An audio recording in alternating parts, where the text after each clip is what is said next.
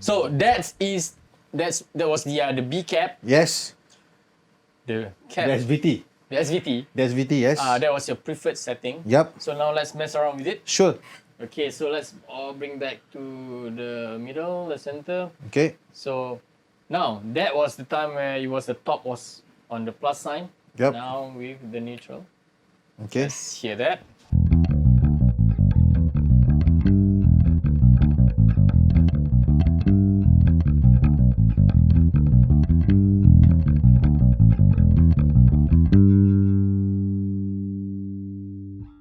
So what do you think? Do you still need the top to be the plus sign or the minus sign? For me, because of the song, the kind of song that I'm going to be playing, the kind of bass lines that's going to be playing, so I would love for this bass line to be played on an SVT kind of cap, which is the B, and also the plus sign maybe to be. I mean, the top's going to be up. Okay, top's going to be up. Yep. So that we get Side. kind of modern kind of sounding. Yep. Kind of like immediately you kind of get like the upper harmonics rich. Okay. Tell you what. Yep. Well, you keep on playing, and Sure. we play around mess around with the EQ knobs. Sure, why not? Okay.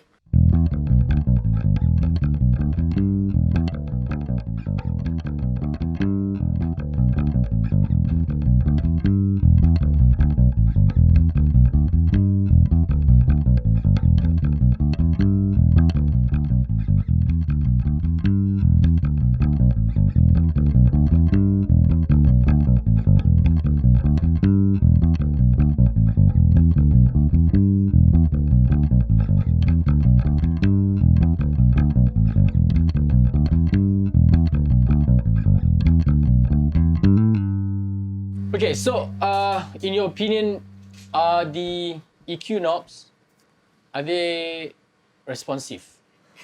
They are really responsive. I was quite surprised. Like I said, when you are tweaking all the EQs, right, I still get to retain my true bass tone in a way, right? Of course, when you go to the extremes, right, when you tweak down the bass, right, you can hear what I heard was actually a lot of it's kind of like I think of it is in another way. A lot of highs are being rolled off. Ah, okay. You see, when you cut off the bass. Sure. Yeah.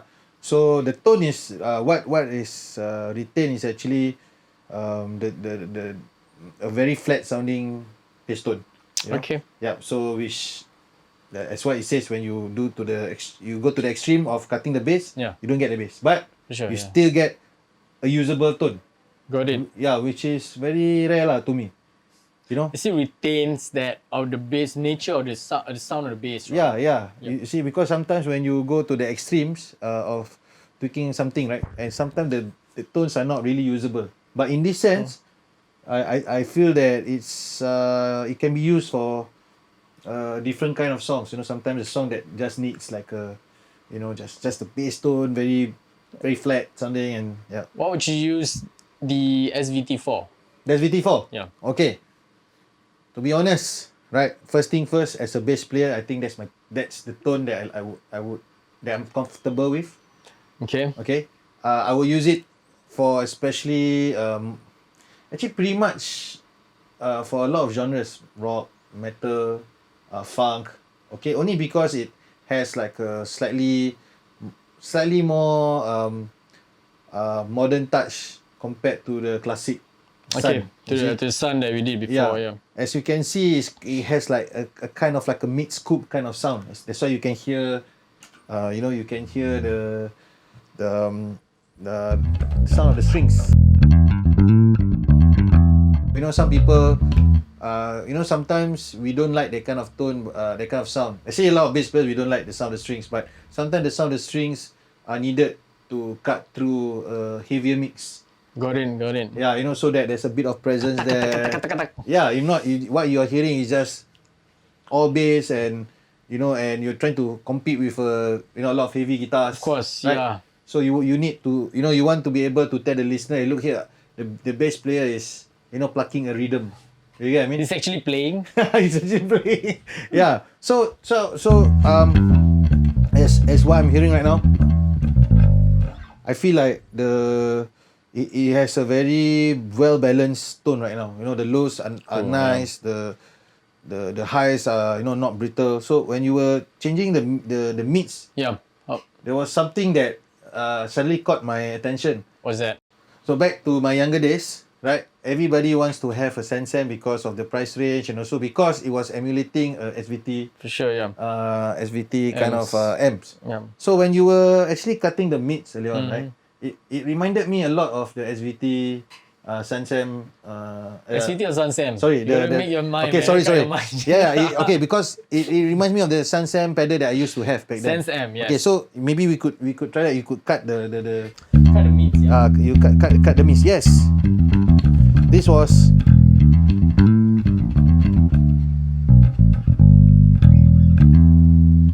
This reminded me a lot of the. Bring back those memories. Yeah.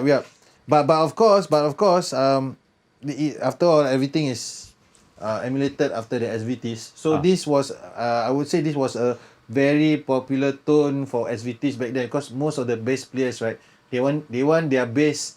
Sorry, they want their bass to sound very deep. Got it. Yeah, but at the same time have the highs. See? Yep. I got what you mean. But as you can see, it's kind of like a scoop. Yep.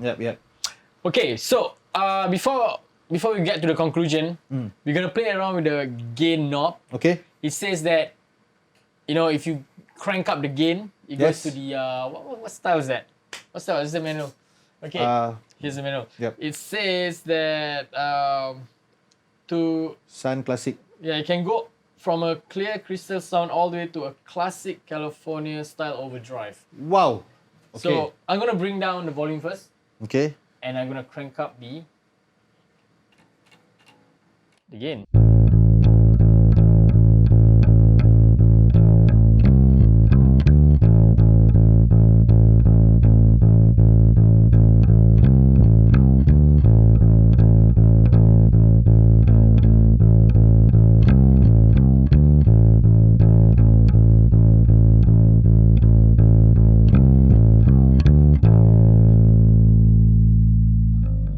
Reminds you of anything at all? Reminds me of a very good overdrive pedal.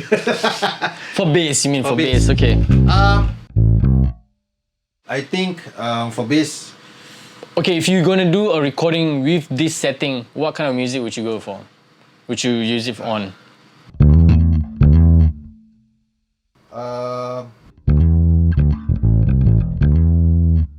honestly, for recording, right? Yeah. Well, this is a very easy question. Actually, I would use it. I would probably try and use it as a separate DI. Okay. Okay, that means I have one DI just for clear sounding bass Okay. to get bass tone, but I will also use this to add saturation because I think that's what the tube is doing, right? Yep. It's adding saturation. Yep. And for actually, I'm not sure if I'm right, but you know, for bass players, right, a lot of saturation is needed when you're doing your record when you are in a recording studio, right? We want to get a good form of saturation on your bass so that it adds like kind of a natural compression to the Okay. bass, to the wave actually, right? You will have a natural compression. It tames all the spikes, you know. Okay. And at the same time also, right, it enriches a lot of the harmonics. Would you pen it? Yep. The clean and this setting? No. Or you just put it at the middle? We'll put it in the middle, and I will mix it to taste, and probably will compress a bit of the Mix it to saturation. taste, okay. Yeah. That's true, yeah. So I will compress the saturation because the thing is we would like to, you know, we want that slightly Balance and overdriven tone to be on top of that, yes, that layer. and still have a very good clear sounding tone. And then when you mix it with the rest of the instruments, right, the bass will be cutting through. Okay. So this is in my opinion, is a widely used technique. Okay. Yeah, and this is really, one of the applications we could use this. We could use this as that in that application. Yeah. So Got it. yeah. Yep. The other one would be, of course, to have a, you know, play your some of your favorite muse tones.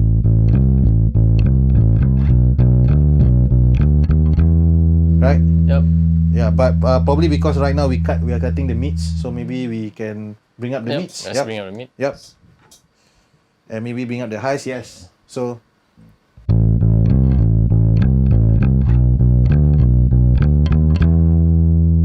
maybe I'll probably bring up the mids more. More mids. Oh, that's because we are really in the saturation mode. Okay, maybe Yep. So bring down what? bring up the highs, more highs, please. Oh, high.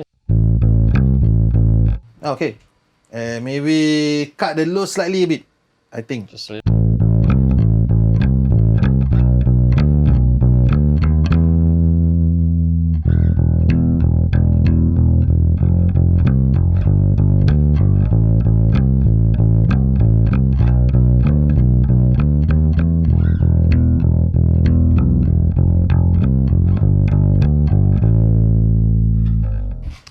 Okay, there we go. Yep. Both caps, A and B, the sun and the SVT. Yes. So now, let's talk about the conclusion. Now let's go to the conclusion now. Okay. Okay, first of all, what do you think of this gear right here, this pedal right here? Okay, to be honest, As a bass player. as a bass player, Yep. okay, as a bass player, I would definitely want to get one of these pedals. I'm not saying this because, you know, I'm doing this Yeah, testing for this you one, and stuff like that. I'm saying this because it could really work in my applications because, you know, sometimes when I'm doing recordings at the studio, right, you know, a direct sounding bass is not what I'm looking for, to be honest. Of course, it's flat. It's flat, yeah, and I have to try and do so much to make it sound like, you know, Too it's, much EQ on, Yeah. on, you know. Yeah, exactly, in the to mix, shape.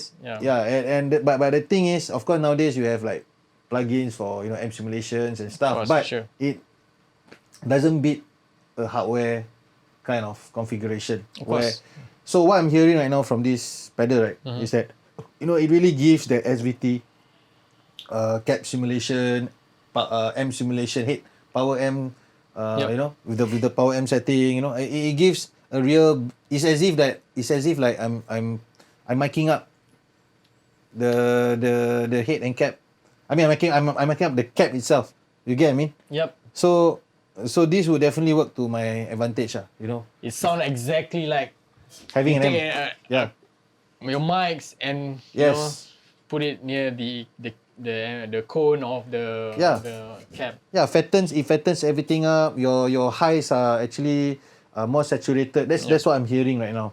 Just like how an amplifier, how an amplifier reacts with your bass, it's actually giving the same kind of response through a pedal. For sure. So I think this is one of the best assets for my application in a studio setting. But at the same time, this can also be used as a pedal. It's a live gig, It's a live gig. live performance. Yeah. Yes. So if I was a bass player right now and I'm hearing it through my monitor speakers, I would probably just, you know, if I'm playing in a live venue, I'll probably talk to the sound engineer and say, you know what, why not use the balance DI out? All the way directly. Yeah. No hassle on the amps. Yes. Do you think the live sound engineer would prefer that? I think they would. They would, I think they definitely would would. because at the end of the day, you're still getting a lot of clarity Yes. from the pedal. So it Because- doesn't kill your tone. I feel that live sound engineers prefer Direct. because Yeah. they have more control. They know how to balance it. By miking up, it's a bit kind of a hassle to them. You know? Yeah. I understand that. And also maybe especially to live engineers who maybe have a very, very small turnaround. Maybe you have like 3-4 bands, Correct. Yes, that's true. right? Yeah. And you want a faster workaround, right? For sure. And you know what? I will probably get something that has a cap simulation rather than just a direct sounding sound. I have to make it fat and so many things I Yeah. need to do, Sure. right? And this one straight away like, oh, you know what? I think it's pretty much there. I just need to cut a bit. Yeah, just a little bit here Yeah. and there. Play, yeah. Okay, so who do you think this is for? Studio engineers, bass players who plays frequently in gigs on live venues. Definitely bass players who comes to recording studio with no bass amps. Yeah, I mean, of course, right? You just need that What do you need an end? What do you need an end, right?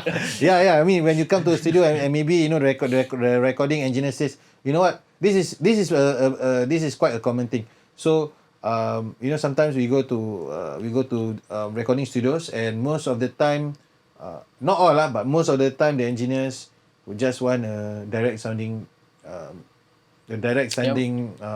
signal. Correct. Yeah. Yep. So only because miking up a bass amp requires a lot more attention. Of course, for sure. Yeah. You need to Yes. positioning and stuff, Correct. and consume lots of time. Yeah. And gonna waste a lot of time. Yeah. Also. Anyway, so yeah, don't forget. That's it about the Olympic. What's Shift the line Olympic. Shift line Olympic Tube bass bass. preamp Preamplifier. MkIIIS. And if you want to get this, go down to Davis Guitar, Peninsula Shopping Center. Kai, I know the location already. I remember the location. Peninsula Shopping Center, Davis Guitar. That's where you can find it in Singapore. And do you think it's justified the price? I'm not gonna say out the price. You guys Okay. can find out. Sure. You want anything good, you gotta pay for it. That's true. Yeah. So if I mean for me, right now currently, you know, after hearing all the tones, right, I'm actually quite sold lah. And especially you are running a studio, and you want this product to live long term, to have it for long term. I think it should get new. Yeah, definitely. Don't Because there's tubes involved and stuff like that, right? Tubes. Not tubes. Tube. Just Yeah. one tube. So yeah, so I think getting a brand new product more reliable yeah, and more stuff. reliable. Yeah. Yep. Okay, so that's it, guys. We'll be back with other pedals, and so think about it and check it out. Ciao.